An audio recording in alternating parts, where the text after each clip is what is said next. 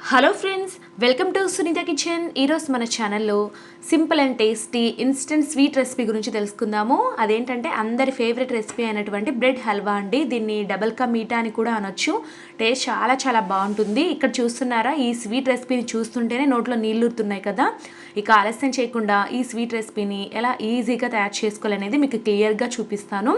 వంట రాని వాళ్ళు కూడా చాలా ఈజీగా ప్రిపేర్ చేసుకోవచ్చు అండి.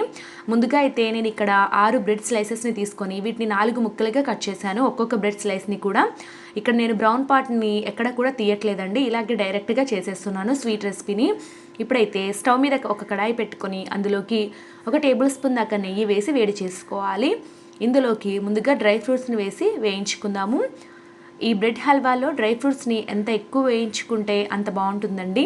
ముందుగా అయితే నేను ఇక్కడ ఒక 10 జీడిపప్పు పలుకుల్ని వేసి దోరగా వేయించుతున్నాను. 1 నిమిషం తర్వాత ఇవి దోరగా వేగుతాయి కదా, వెంటనే వీటిని తీసి పక్కన పెట్టుకోవాలి. ఇప్పుడు ఇదే నేతిలోకి సన్నగా కట్ చేసి పెట్టుకున్నటువంటి బాదం పలుకుల్ని వేస్తున్నాను. నేనైతే ఇక్కడ జీడిపప్పు పలుకులు, బాదం పలుకులు వాడుతున్నానండి. మీకు ఇష్టమైతే కొద్దిగా కిస్మిస్ అలాంటివి కూడా యాడ్ చేసుకోవచ్చు. ఇవి కూడా దోరగా వేగిన తర్వాత పక్కకు తీసి పెట్టుకోవాలి. ఇప్పుడు ఇదే కడాయిలోకి ఒక 2 టేబుల్ స్పూన్ల దాకా నెయ్యి వేసి వేడి చేసుకుందాము.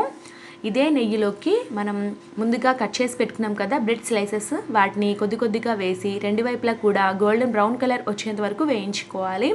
ఈ ప్రాసెస్ అంతా కూడా మీడియం ఫ్లేమ్లో చేసుకోండి, మాడకుండా ఈవెన్గా వేగుతాయి. సో ఒక 3-4 నిమిషాల తర్వాత చూస్తే ఇవి 2 వైపులా కూడా దోరగా వేగాయండి. అన్ని బ్రెడ్ స్లైసెస్ని కూడా ఇలా దోరగా వేయించుకొని పక్కకు తీసి పెట్టుకోవాలి. ఇప్పుడు ఇదే కడాయిలోకి 150 గ్రామ్స్ పంచదారని వేసుకోవాలి.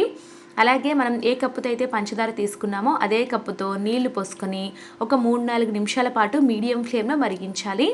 మనకి ఈ స్వీట్ రెసిపీ కోసం పాకం అవసరం లేదండి, కాస్త దగ్గర పడితే సరిపోతుంది. పంచదార అంతా కూడా పూర్తిగా కరిగిపోయి 3-4 నిమిషాల తర్వాత దగ్గర పడుతుంది కదా, అలాంటి టైంలో మనం ముందుగా నేతిలో వేయించి పెట్టుకున్నటువంటి బ్రెడ్ ముక్కల్ని ఇందులో వేసుకొని బాగా కలుపుకోవాలి.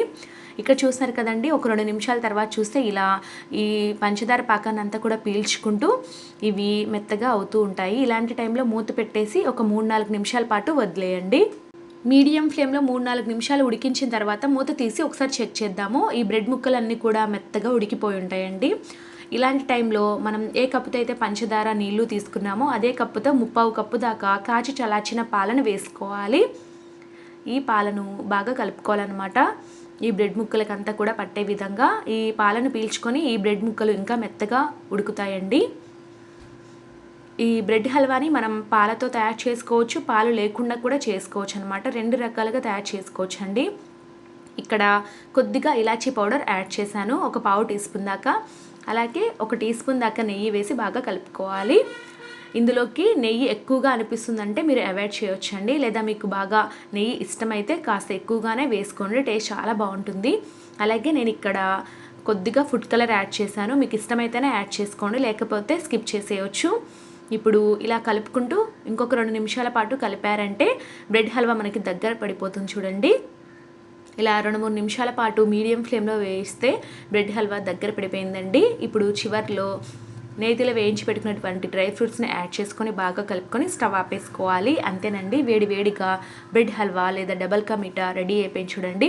ఇన్స్టెంట్ స్వీట్ అని చెప్పొచ్చు అండి. ఒక 15 మినిట్స్లో మనకి ఈ స్వీట్ అనేది రెడీ అయిపోతుంది. ఎవరైనా కూడా తయారు చేయొచ్చు అనమాట. ఈవెన్ చిన్న పిల్లల దగ్గర నుండి వంట రాని వాళ్ళు, అలాగే బ్యాచులర్స్ ఎవరైనా కూడా తయారు చేసుకొని తినచ్చు. చాలా బాగుంటుంది టేస్ట్ కూడా. సో ఒకసారి కంపల్సరీగా ట్రై చేసి మీకు ఏ విధంగా వచ్చిందనేది నాకు కామెంట్స్లో తప్పకుండా తెలియచేయండి.